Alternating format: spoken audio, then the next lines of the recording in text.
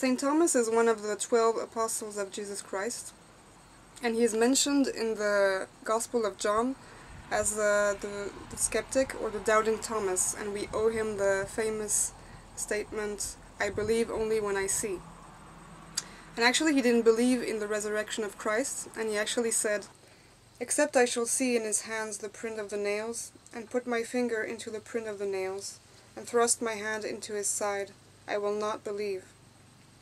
A few days later, Jesus came back to see his disciples, showed his hands to Thomas, and invited him to touch his wounds. Saint Thomas then said, "My Lord and my God," to which Jesus replied, "Because you have seen me, you have believed. Blessed are those who have not seen, and yet have believed." So the simple statement, "I believe only when I see," has become the leitmotif, in a way, of rational thinking and science as we know it today. And this way of thinking is also in the continuity of the influence of what happened during the Age of Enlightenment in the 18th century, because at that time society went back to rational thinking, to materialism, to balance out the omnipresence of religion, the dogmatic religion that was there at the time. And so today we live really in a polarized world, because on one side we still have religious dogma, and on the other side we have scientific dogma.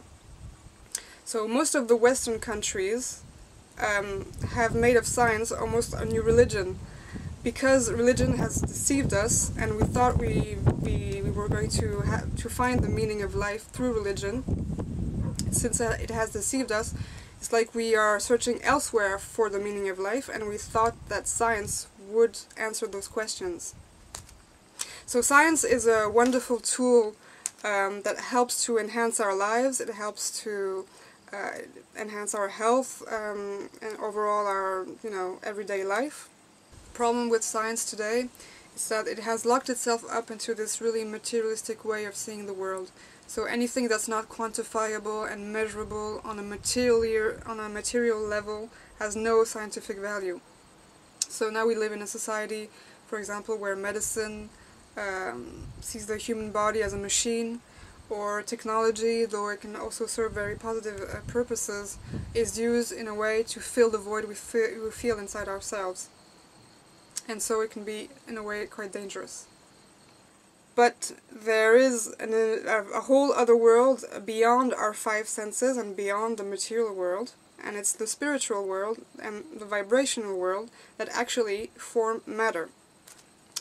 And this is really what quantum physics show us, is that we are all interconnected in the universe, and that the origin of life is thought and consciousness, and it's thought and consciousness that define matter. So, in my opinion, and I'm not the only one to believe that, I think that quantum physics is actually the future of science, and that quantum physics will finally make it possible to make the link between science and spirituality. So according to the recent discoveries of the physician Nassim Haramein, the atom, which forms matter, is actually made of 99.99% of space. And so that leaves only 0.01% of matter. So it's not the objects that define the space, it's the space that defines the matter. He concludes that the vacuum is actually an extremely dense informational energy field which fills the vacuum. So our bodies, thoughts, and environment are composed of subatomic particles, and this information carries energy. They are waves that form matter, and when they interact with one another, they form the electromagnetic field all around us. So ultimately they form the quantum unified field. So basically we are information in movement, and this information circulates through all the particles of the entire universe. So this might be how we can explain telepathy, for example. And another interesting study shows that when we observe objects on a quantum level, the simple fact that we are observing them modifies them entirely. So for example, a same particle can be in two different places at the same time, or takes different forms. So it is the observer, the I, through his intention and his consciousness, that defines the object and defines the reality, the objective reality. So in the end, quantum physics show us that we are the creators of our reality. So we create reality through our thoughts, through our consciousness. And as we are one unified consciousness, but with an individual perspective, we have the power, the individual power, to create an infinite amount of different possible realities. And this is why I consider the statement or the belief, I believe only what I see, to be one of the biggest lies ever told to humanity. Because basically it boils down to the belief that things are as they are and we cannot change them. But if thoughts create reality, then what I believe, I see. And it's not the other way around. I see, so I believe. What I believe manifests through the law of attraction. And the law of attraction is the #1 law of this universe, which is a law of mirroring through the holographic universe we live in. So the main problem with the law of attraction is that when I have a belief, then I will directly manifest it in my reality. So for example, if I have a belief that I am a failure, I'm going to manifest and create a reality where all the situations and all the people will confirm that to me. So that will reinforce even more the belief that I'm a failure. So then we get caught up in this vicious circle where our beliefs create our reality and our experiences reinforce the belief that is actually the one that is the cause for these experiences. So when I think of thought like I'm a failure, what the universe understands is, okay, you're a failure. And as the universe is a perfect mirror, it will say, okay, you're a failure, here's proof that you are. So for example, if I have the belief that I have to wake up at 6 every morning to survive and to feed my family and work an 8-hour-a-day job that I hate and pay my taxes every year and only, content myself with what's left of money and time, and that for the rest of my life, then if I hold that belief, I will create that reality for me. And this is why this belief and this statement, I believe only what I see, I think has really trapped humanity and locked humanity into a state of servitude, fear, and powerlessness. Because like I said earlier, it boils down to the belief that things are what they are and we cannot change them. And the more I believe that, the more I'm going to reinforce that belief. So I really invite you to make the experience yourself. So for example, you can focus on one particular thing for a week, like every day for a couple of minutes, either in meditation or just visualizing as you wish. So for example, let's say we focus on a sunflower.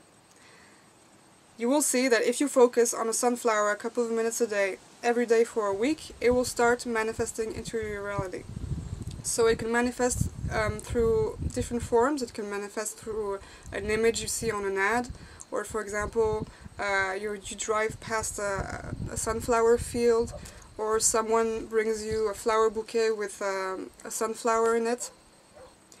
And I really invite you to discover the work of Masaru Emoto, who is a Japanese researcher, if you haven't had the chance yet. Because he made really interesting experiences and demonstrated the power of intention and vibrations on water crystals. So basically, he took a group of approximately 2,000 people and asked them to focus a positive intention and a negative intention on water samples. And the results can really be seen under the microscope within the structure of the crystal. And he also did the same thing with music, so he plays some classical music or some heavy metal, and you can also see the results. So let's not forget our human body is made of 60% of water, so what affects the water also affects us. And he took the experiment even further, so he took 2 containers and he put some cooked rice in in both, and he put labels on these containers. On one label he wrote "Thank you," and on the other label he wrote "You fool." And he put these two containers in a school, and he asked the school children to pass in front of these containers every day and to read out loud what was written on the label. And then again, 30 days later, we can see the result, where the label that says "Thank you" is intact, the rice is intact, and the other one is completely rotten and molded. Now is the time to become aware of this lie, and now is the time to take our power back as powerful creators and infinite creators of life. And the power we hold is the one to be able to choose what beliefs we have and what reality we want to create for this world. So do we prefer to continue to believe that humanity is doomed because we see all this violence and this hatred in this world? Or do we prefer to believe that humanity is one heart that beats as one in love and that is connected to all living things across the universe? Really, we are the game changers, we are the ones defining the rules, we are the ones we've been waiting for. And I can assure you that if we choose our beliefs and our thoughts wisely, we will start seeing before our eyes the entire world shift radically and very fast. Sat Nam.